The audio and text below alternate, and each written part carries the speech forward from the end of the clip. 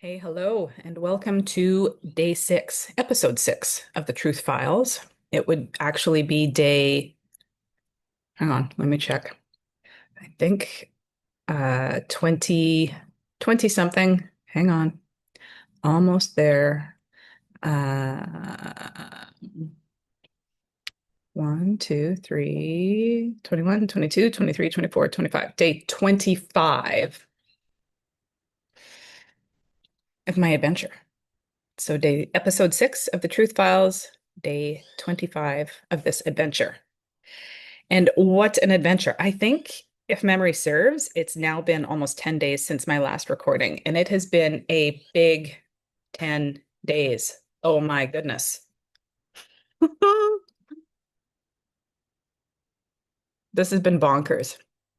This is absolutely 100%, without a doubt, a boot camp, an initiation process that I needed to go through before I actually go on to my actual work. So I'm recording this relatively early in the morning. This is my bedhead. And I thought about recording a number of times over the last probably week or so. And there were just different things that kind of kept me from dropping down and doing it. One day I very nearly almost did it, and it was the day that my face was puffed out to here from crying so hard. So, well, that's the truth, right? But ultimately I opted for some other self-care and integration practices. I'm having the urge, I can see my pile of laundry there to do this. It's actually my in-between laundry, the laundry that's not super dirty, like my bathing suit and my beach cover up that could go out again. But anyways, so I had my face super puffed out and I thought about recording because it was so fresh in the moment. And then I opted for some self-care. But anyways, I'm here now and I have a lot to share with you because I've had a lot of realizations. And after that puffed out face crying episode, I had a huge pop of illumination and expansion and some really incredible codes and awareness drop in at that time. And I've recorded those. So those need to go out at another time, another share, but I will certainly be sharing that because this process isn't just about pain, it is about expansion, and that has been happening very much. So what I want to talk about today is the messages in the matrix. In particular, I'm going to link this up with the Gene Keys Dream Codex, Dream Arc Codex, because it's such a practical visual tool to help with this process. This is all encompassed in my Life as Oracle philosophy, so that we just need to essentially live life and then pay attention to what's showing up. And one of the first places messengers come to greet us, or messages come through, is through the animal kingdom. Period, full stop. That's a very established thing. Animals are absolutely the messengers. And so before I go on to this, I'm going to put a pin in animals or messengers. I want to have a quick little celebration. Look at what I did with my camera. It's not moving around anymore. So I figured that out. If anybody has a new Mac, Apple product, and their camera keeps doing this, it's called Center Stage.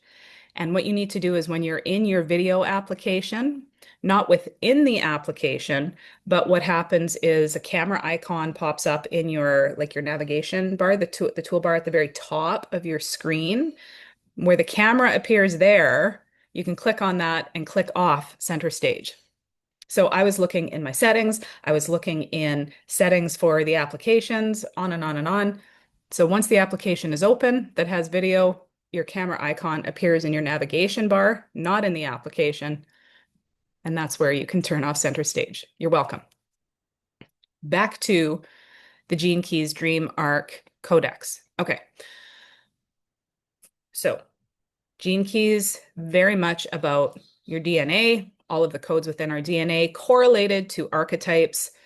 This is the whole bridge between spirit and physical, the manifested realm, essentially how thought, spirit becomes matter. So there is an interface here. This isn't random woo, like this is the explanation of our physical universe and how it works, the mechanics of it. Mystical, incredible, intricate, complex, not mysterious. And so when you pay attention to these things, you learn the code, you crack the code of how this 3D reality works. And that's what people talk about when they say, I cracked the code, because it literally is like, oh, like you suddenly see the equation, the proof, and how it all works. And it's repeatable when you understand the mechanics of how this all works. And so this is what these systems do: astrology, chakra systems, gene keys, human design, numerology, all of these things. These are the user manual, the interface to the third dimensional reality. So it's not woo, it really is a user manual. So if you care about understanding how to operate in this third dimensional reality, you'll pay attention to the user manual, you know, or you'll fumble around until you figure it out yourself and then reinvent the wheel and tell everybody you invented the wheel. And then they go, oh, but there was a manual over here before. Anyways, so the archetypes, the gene keys, the archetypes, the code within your DNA. And then there is the quantum realm. And that sort of in between space of the quantum realm, cultures have called this the dream space for millennia. And so it's this kind of void space transition between the two. And this is a realm where language, as we, like written language, doesn't exist. It's language in blocks of thought and images. So this is also the realm where image oriented, what would it be like? I mean, this is hieroglyphics, symbol oriented. I think this would be a lot of Asian writing, right? They're symbols, they're not letters. So a lot of symbol oriented language, this is the roots of it, is from this soup of thought before it has become language. It's symbolism, it's symbolic. And the animal kingdom is most connected to this realm. And so as we're walking around through our third dimensional reality, we're walking through, like, imagine it, we're walking through the matrix with code just right. And when you learn how to read the code, it gets a lot easier to navigate through the matrix. And we are being presented with code all day long, every single day. We are swimming in code. So when we can watch this and pay attention to it and decode it, things become much easier. And so this connection to the animal kingdom, animals are messengers. So when you encounter animals, pay attention to them. They all have messages. So there's a variety of ways of decoding it. So you can look up the Dream Arc Codex with the gene keys. It's publicly available. It's on the gene keys. If I'm getting fancy, I'll see if I can actually put that in the description of this video on YouTube. So you can look up where the animal is in this codex. How this works, the Dream Arc Codex, is that the gene keys have a shadow, a gift, and a city for each of the 64 archetypes, a frequency band for each of the 64 archetypes. And that correlates to the animal kingdom. The shadow band correlates to insects and crustaceans. The gift band correlates to land mammals. And the Sidic band correlates to the avian world, birds. And so anytime a messenger shows up to you in the waking or the dream state, and it's called the dream arc sequence because this is all a dream. So, but for your own consciousness and awareness, your path of least resistance might be your dreams, where more of these come out. So whether it appears in a dream or whether it appears in your waking life, the importance is still the same. Okay. So this list, this codex, when you encounter something, you can look it up. And sometimes it'll be a category. Like, for example, somebody told me they encountered a particular type of snake, and one of the shadow uh, frequencies is serpent. So, like, if it fits within something, if the exact animal, like I had a one of my ones was a smooth-billed Annie that is part of the cuckoo family. So, smooth-billed Annie was not in the avian list, but cuckoo was. So that's a way to decode that. So you can look at these, look at the animal, find it on your Gene Keys Dream Arc Codex, and then go read the shadow, the gift, or the frequency, the city frequency based on what the where the animal correlates on the codex. That's one way to decode. There are, I have been in particular using a custom GPT to decode this because I have a whole bunch of my other like personal context within it. So then when I input the animal sighting, then it can pull a lot more context and give me very specific, particular context to what I'm experiencing, which is very helpful. So that's how practically you can interface with these things. And so last week was full of symbolism for me, and it has been just incredible. So it took me a few days to kind of catch on, and the one story I have is literally like holy knock on wood kind of thing that where I it the insistence of the message is comical. So when I come to that point, I'll tell you.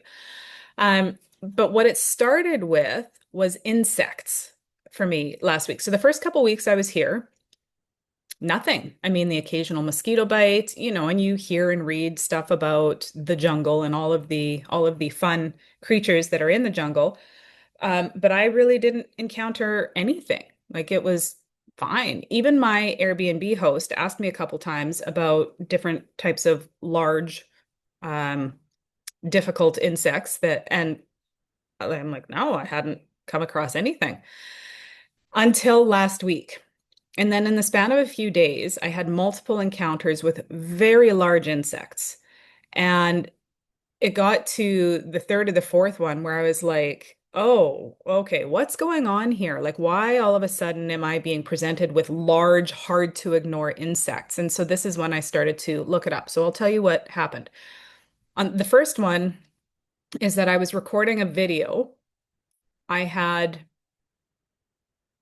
I had just completed a Portal 111 diagnostic for a brand new client.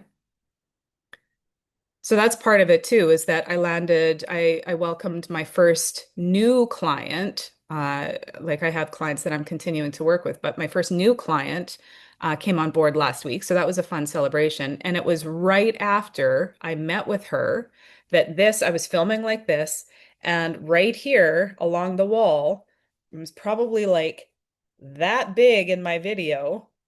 So that was a large something that had wings down it, like in this kind of a formation, suddenly appeared there while I was filming. And I was very distracted by it. And by the time I turned to it and looked, it had like beetled up into the valence up here. So I concluded my video a minute or two later and went and looked, couldn't find this thing. So I suspect it was a cockroach. And apparently they're different than sort of typical cockroaches here. So, anyways, large, hard to ignore insect. Hasn't made a reappearance since. So there is that. And then it might have been the day before that. It was right around the day before or the day after that. I went walking to the gym, my typical route. I go past a neighborhood, and some of the lots are still undeveloped. And so here, an undeveloped lot is jungle. It's not just an open field. It's jungle. And so I was going past a couple of these open lots that are full of trees and jungle, and there were cicadas that were so loud, it felt like the air was vibrating. Like it was not like, oh, cute, like insect sounds. It was like, holy, like you were moving, like I was moving through a frequency band. Like I could feel it. It was like vibrating the air. And that happened twice. So it was like, holy smokes. Again, hard to ignore. And then um the next morning, I go out my this is my bedroom door. So I go out my bedroom door and it's like immediately down sort of a very tight, curvy staircase. Oh, pardon me. First of all, I have to say that night was a huge thunderstorm, like just pounding rain.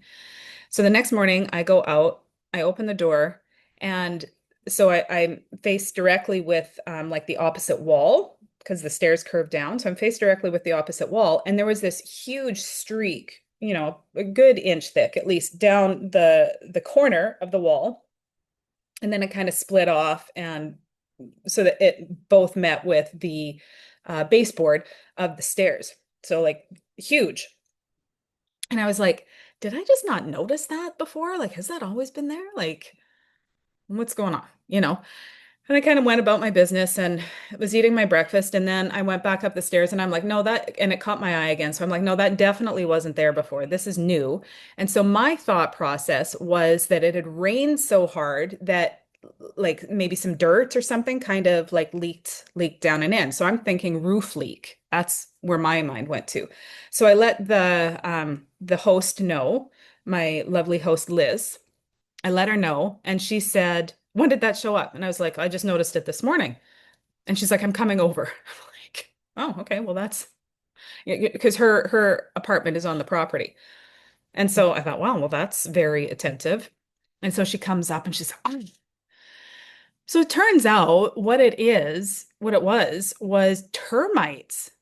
And so apparently this is pretty much a constant battle here against termites. And so you can see this is where center stage would have been helpful.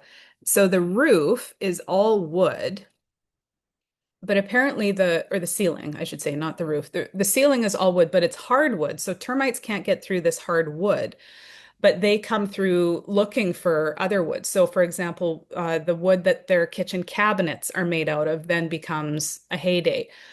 But and the construction, these walls are all cement. It's cinder blocks and then coated a cement coating because they would never be able to do lumber and drywall here because of termites and moisture. Like there's just no way that construction you know, could survive like that. But it doesn't stop these termites from looking. So what they'll do is they'll burrow through the cement looking for wood. So they'll actually create cracks in the foundation in the it's probably too far away for me to show you that. But there's lots in this house. There's lots of like sort of like little cracks from the ceiling down. And what I was seeing was they apparently also they build almost like their home as they go, like through an excretion. So I was seeing like this thick kind of tunnel that they were starting to build down the concrete. And so anyway, she's got a whole fumigation thing that she does on her own, and she does it very regularly. So she came in and tackled this and did it and was like, "Oh, the termites are." So takes care of that. So then I have this big, very big, obvious termite encounter. I was just like, holy crap. And so I think it was probably around that point where I started to go, okay, like why all of these very obvious, insistent insects? And I started to look that up and connect that to my dream arc codex. And then the pièce de résistance, it might have even been later that day. This was still, oh my God. Um, I was getting ready for bed. So it gets dark here at 6. So I wasn't getting ready for bed at 6, but it gets dark at 6. And so it was not that late. It was 7 or 8 o'clock where I was pulling the curtains for the balcony door. So they're like deck doors, sliding deck doors. And so it's got full length curtains across this entire sliding door set. So I was pulling that across. And, so I reached up and pulled it and was like, oh. So at the top of this curtain, so it would have been within my reach, like I could totally reach up and touch this, was a scorpion.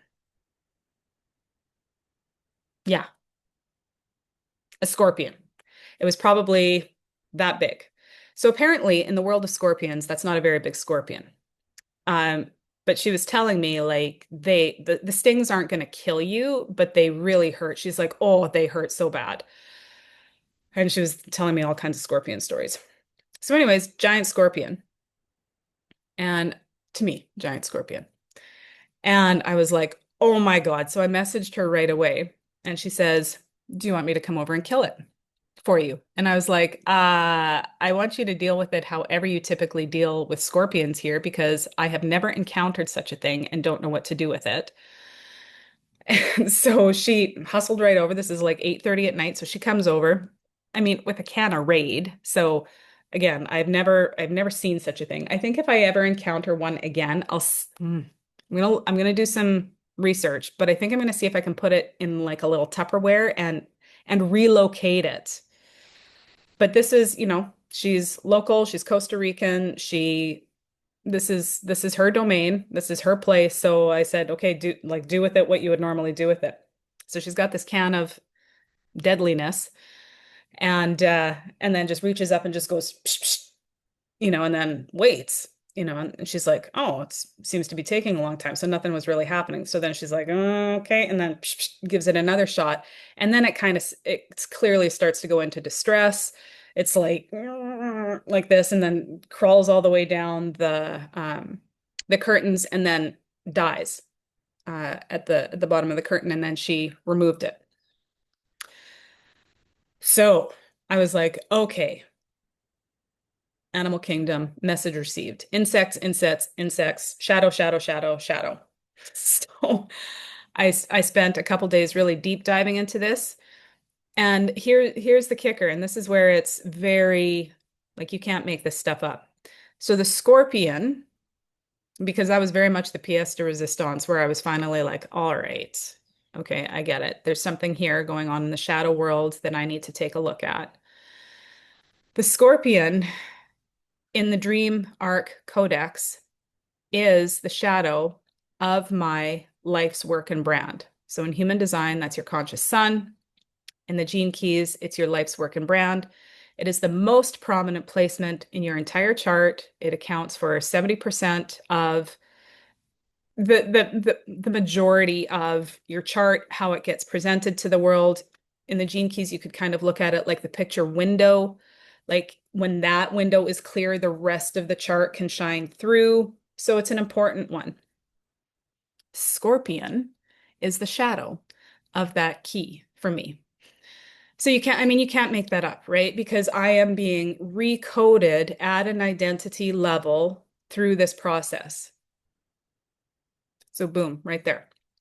Specifically with that shadow and the placement for me is that Gate 51 human design, key 51 in the gene keys. It's in human design, it's the gate of shock. In the gene keys, the highest city of it is awakening. The gift is initiative. And so really it is the shock of awakening. It is illumination. It is suddenly seeing things in a way that you've never seen them before. It is bold, it's penetrating, it's shocking insight. And that doesn't mean negative because I truly believe that one of the greatest shocks in life is to have your divinity revealed to you. You hear about this with near-death experiences or as people cross over, it's oh, and the beauty of it. Like that's the shock of awakening.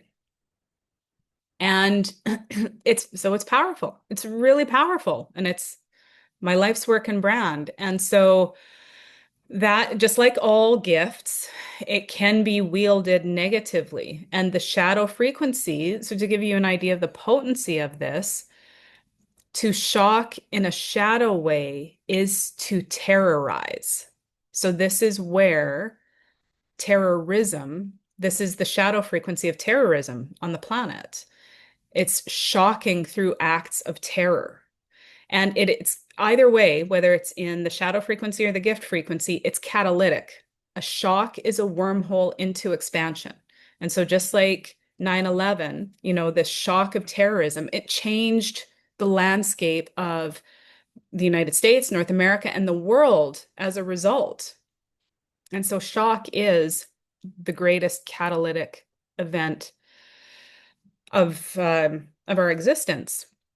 And so my life's work has been to embrace shock and change and to see shock as a wormhole to your greatest expansion. And to wield that kind of power, that kind of shocking, potent, powerful clarity, because that is my gift,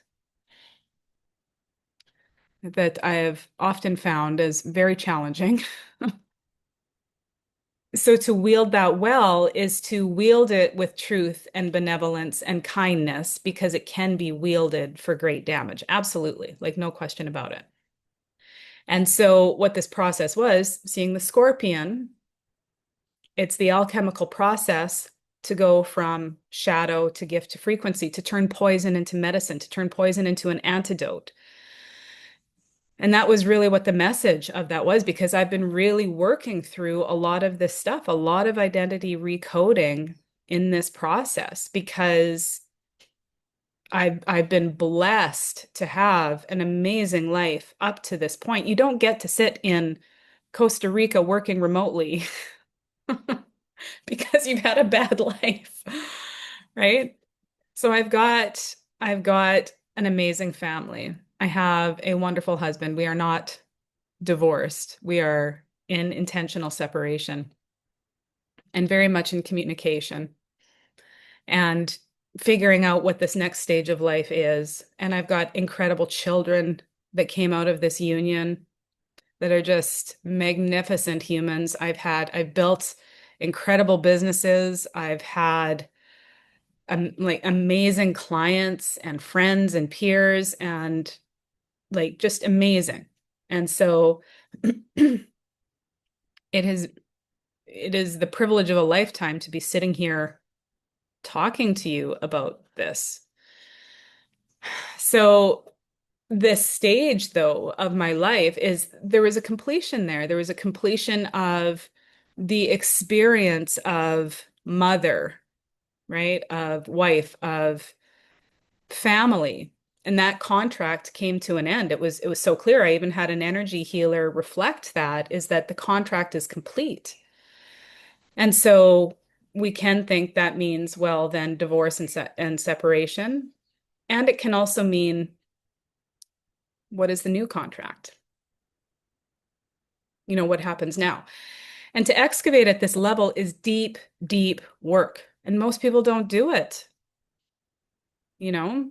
So simultaneous to this, because I really do believe that we had our children in sort of the more typical time frame that humans are physically meant to be procreating. I mean, I get that we can still procreate in our 30s and 40s, but I'll tie that into what I'm experiencing here, is that our optimal biology is to be procreating when we're in our 20s.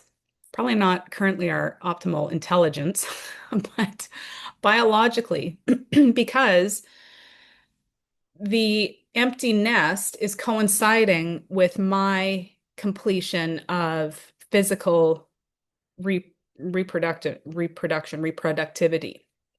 So I am fully in perimenopause. So I'm experiencing this transition and transformation at the completion of our active parenting days.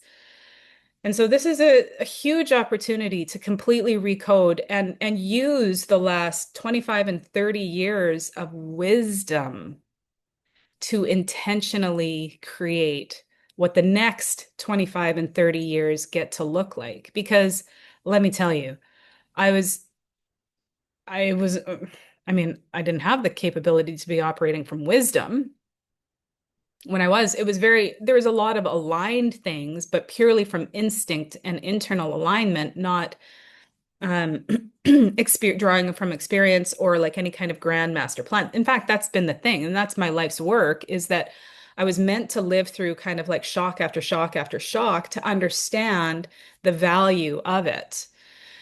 And so now that I understand the value of it and have my sea legs on this earth plane, I get to very intentionally craft and code the next several decades of my life. And so that's really what this is about. And what I'm learning about this process is the this transition into like from a physically reproductive female into the next stage. And this is the first time I'm saying this out loud to anybody else other than Jason, my husband, is that this stage, when honored and revered, excuse me, I'm clearing something as I'm saying this. This is interesting.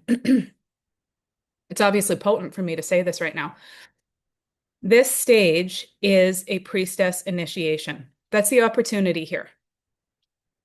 So I want to say a couple of things about this, is that the power and energy that it takes for this physical vessel to physically cycle through reproductive stages is huge. It's a huge amount of energy that women go through in their reproductive years. That takes a lot of energy to run that cycle.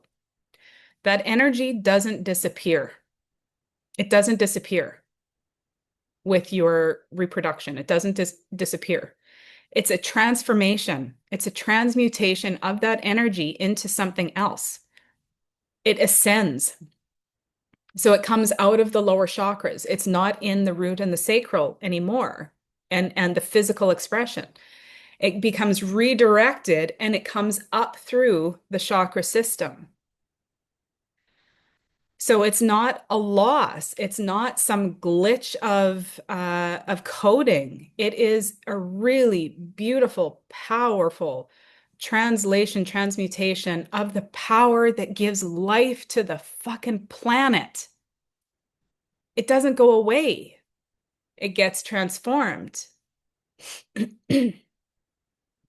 And so it's the resisting of that transformation that creates the perimenopausal distress. So current medical wisdom says, oh, you're having this symptom because your hormones are out of balance. They're even calling it the zone of chaos, right? Because your hormones are all out of whack. You're having these symptoms. So what we need to do is fix your hormones and you'll quit having these symptoms. No, no. Your body is becoming so much more sensitive. Your body is becoming an oracle that is as communicative as the matrix, the animal kingdom. And so these symptoms are pointing to the transformation you need to go through. And it's when you resist the transformation that it gets reflected in your hormones that look like chaos. So your hormones haven't left, your hormones haven't betrayed you. What's happened is you are betraying you. And therefore your hormones go crazy. Because this stage, this initiatic stage, is so fucking deep and powerful and transformational that nobody in the developed world wants to go through it because their brain goes, but I've got this and this and this and this and this to do. There's no way that I can like piece out of that and change the whole way that we're all relating and interacting just because my body is screaming for something different. But the thing is, our bodies are going to scream until they break.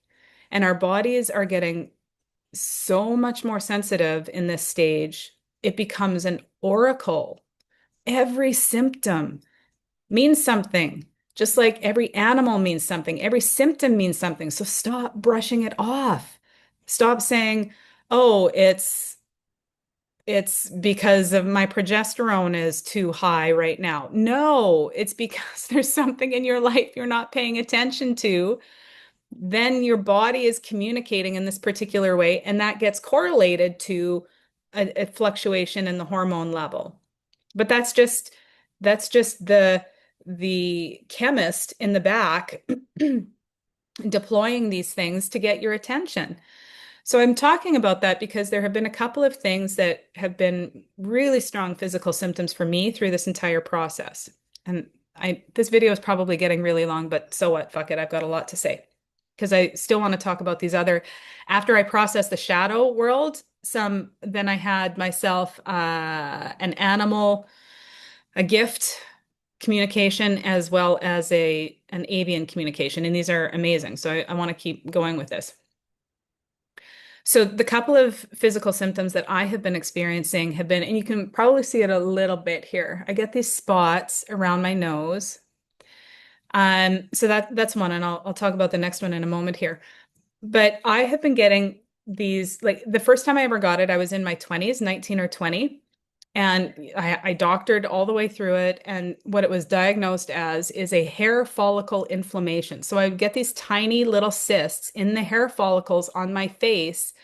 They weren't pimples, but they would be so, like, a hair follicle inflammation is really, it's like a teeny tiny blister, a deep teeny tiny blister, and it really hurts. And so I hadn't dealt with this in ages and ages and ages until a few months ago while I was going through the deepest part of the transformation of our relationship with my husband, is that all the way down the right side of my face, it was getting worse and worse. It was so inflamed. I had a whole patch here that it was just crazy. It hurt so much until I finally went, like, and I did all of my natural homeopathic things. Nothing was working when it had typically worked in the past. So then I started looking at the deeper meanings behind this.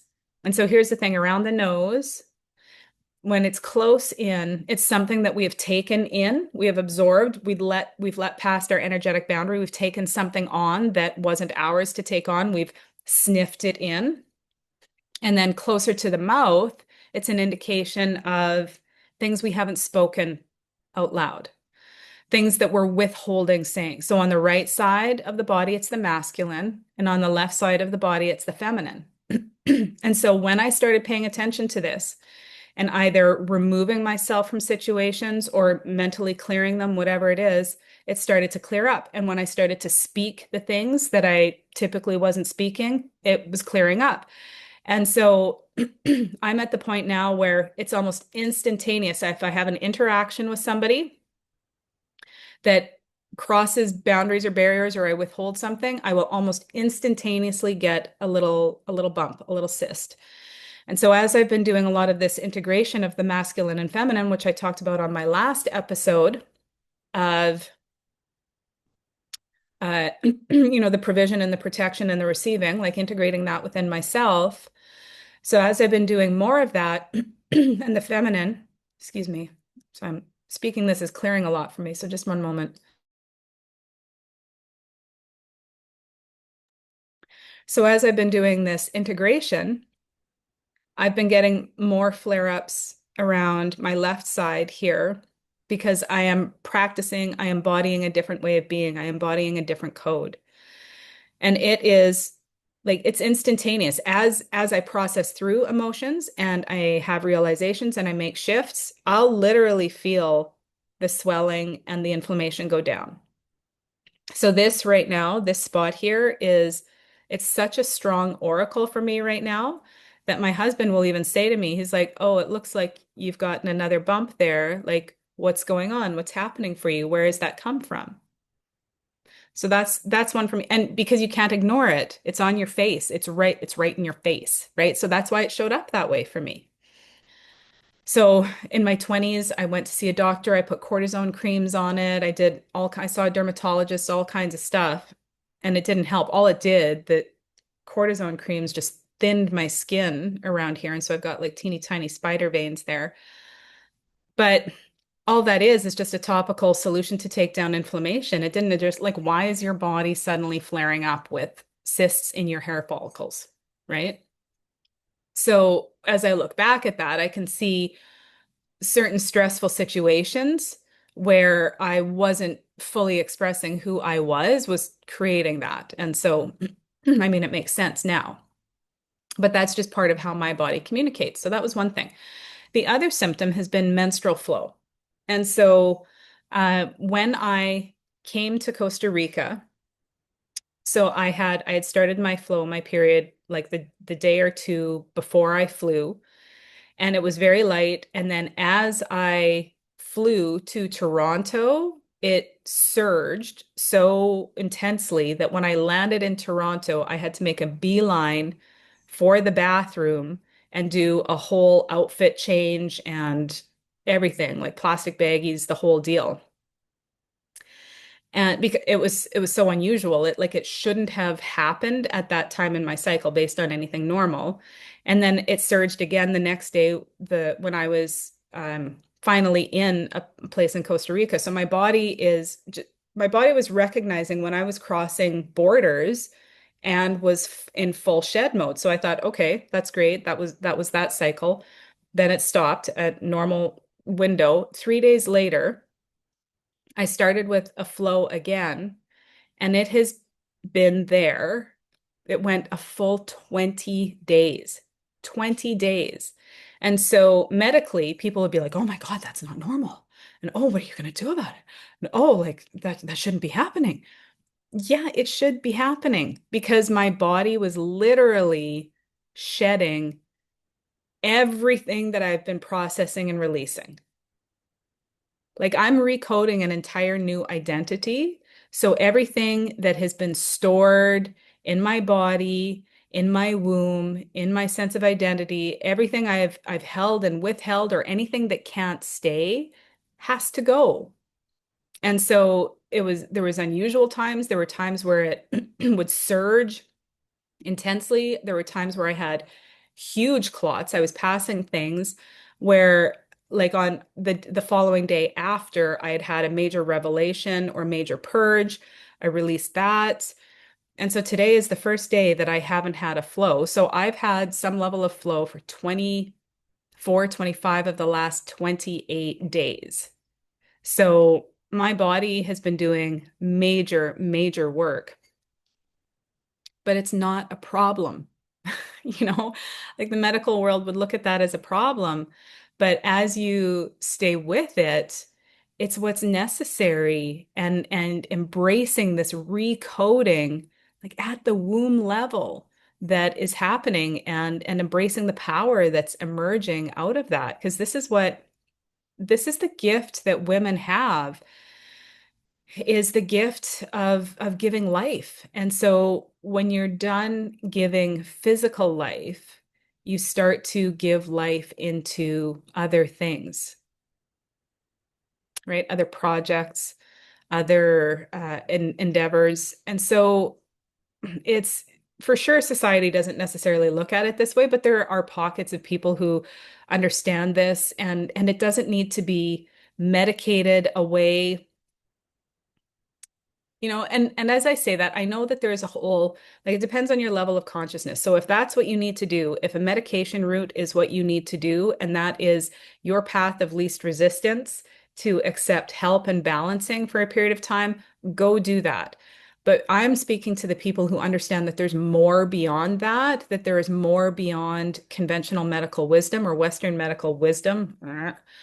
Um, that there's ancient wisdom here. Like we are the greatest technology on the planet. And so if we can learn how to use this technology, oh my God, the sky is the limit. So that's what's going on with my body as Oracle. So that's, I've had all of this transmutation with the shadow stuff because that's what I've been doing. I've been purging shadow things, the underbelly, the cockroaches, the underbelly, what isn't seen, the termites that are coming through rot, the cicadas that lie dormant for years before they come out and sing, and then the scorpion with the poison. Like this has been deep shadow work that I have been doing. In my own processing. I'm not telling you what it's specifically correlated because this would get way too long, but I'm excavating in me the shadows that are ready to be released. So that happened. Then I've got my body as Oracle. And then I told you there were two other major symbols as I purged the shadow world coming into the Dream Arc Codex, into the mammalian world. And this one was funny. This is the one where I was like, dunk, dunk, dunk, pay attention. So this room has one, two, three, four big, beautiful windows plus a deck door, a balcony door. And I'm going to take a little sip of this because I've been thinking about it for probably 10, 15 minutes now. Yummy. So the one window back over here, that window, right there, that window. So that's the bathroom door right there, right in the corner. So that window, right outside of it, has a tangerine tree. And so there are, and so I've had tangerines from the property, yummy. And so there have been birds in that tree, and what I would notice, and almost right from when I arrived, they would peck and flap at the window.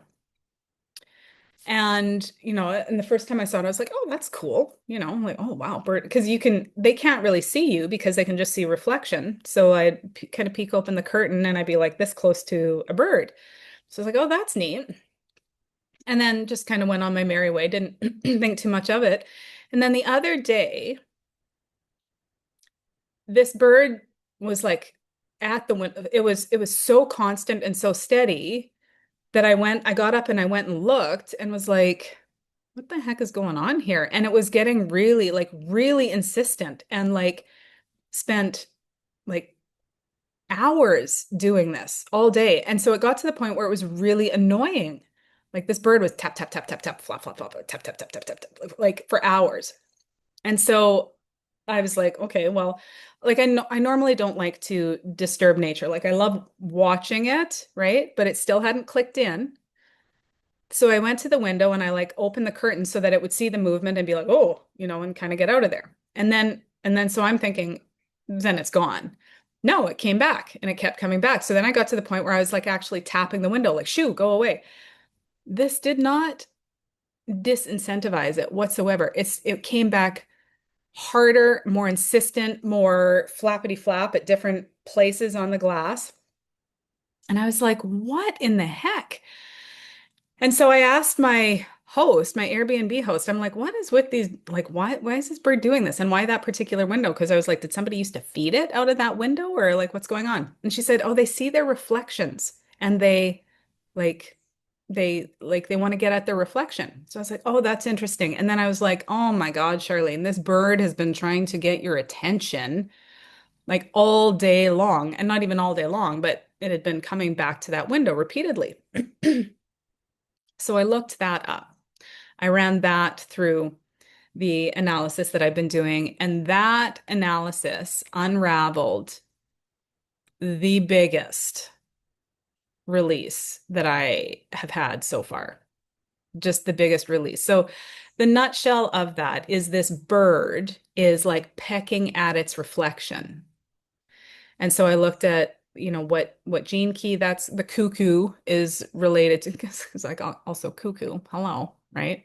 Like the definition of insanity, continuing to do something over and over again, expecting a different result. And this bird, this cuckoo bird, was like pounding at the window, getting nowhere for hours.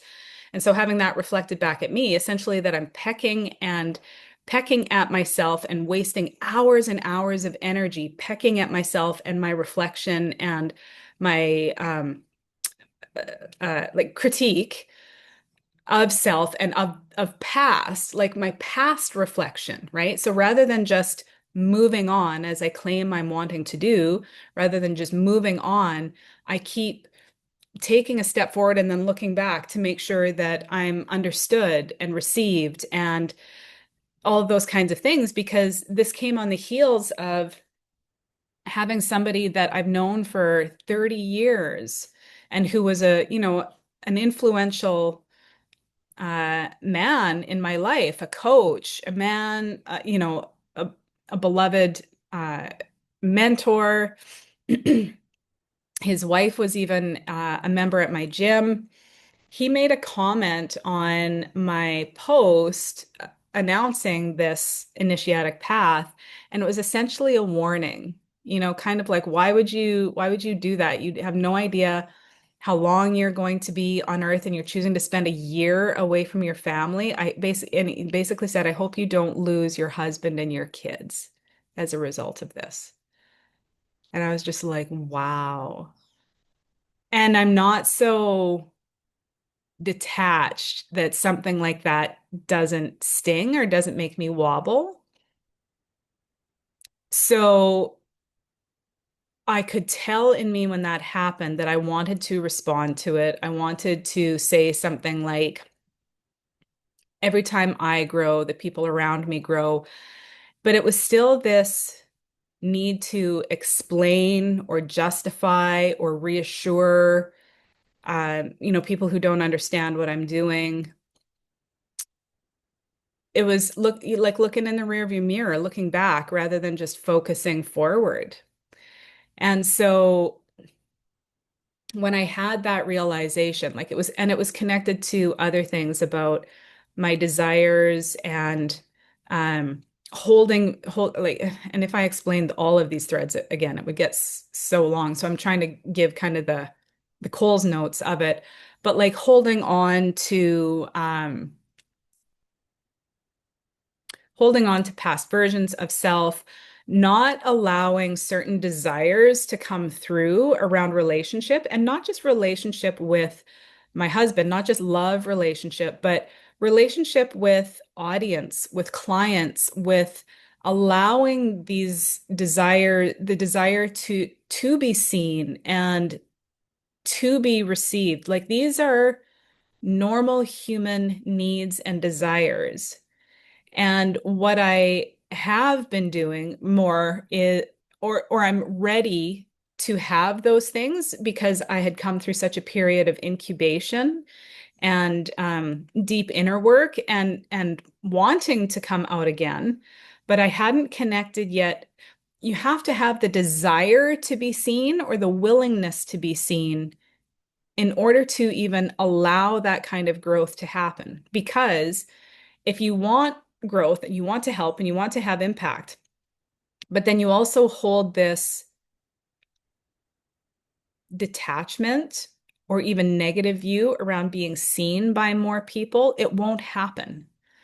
And so when I step into this, just like I step into a desire for a particular frequency of love relationship and friendship, that we get to step into a level of desire around our relationship with those we're meant to serve. We don't have to stay up as this sort of detached guru on the mountaintop that has no earthly needs, that we also get to claim how we're treated and received by those we want to serve as well. Like it gets to be a two-way relationship, just like any other relationship in our lives, right? And so that was something that I was really working through. And so it unraveled pieces like, the root thing is never connected to just one thing, like it connected to a number of relationships in my life. And so that was like a huge release for me when I processed that and spoke it through to the people that it was relevant to. There was a lot of emotion. And I can even see my nose is getting kind of red as I'm speaking about it. But there was a lot of emotion that came through with that, a lot of tears, a lot of processing. And on the back end of that, there was this massive pop of illumination of abundance codes. I just named it. Because it's never just one thing. Like it's not just about relationship. Like all of these things are connected. And this is where I talk about dharma to dollars, right? The fullest expression of who you are is what creates the abundance. And so as I connected all of these things, I saw how it integrated with the code, with the matrix, and how it's as easy as reaching out and plucking a tangerine from the tree. Like when you know the code, like we don't think of it as unusual to walk out and harvest from our garden, but we seem to think money is scarce. Excuse me. Obviously, this is another important thing because every time I say something of importance, it starts to come through like it's a little croakiness in my throat. But it really is as easy as understanding money and financial abundance is as easy as plant a tangerine tree. Go pluck the tangerine. It's just not that hard, right? So I'm going to say more on this because I also saw and understood the connection of us as us. This is so fucking cool. We are blockchain technology. That's why we're creating monetary systems because that's our code. This is how we unlock our own abundance is by mining and solving our own equations. We are blockchain technology. So when we do these things, when we do this process, when we solve our equations, abundance results.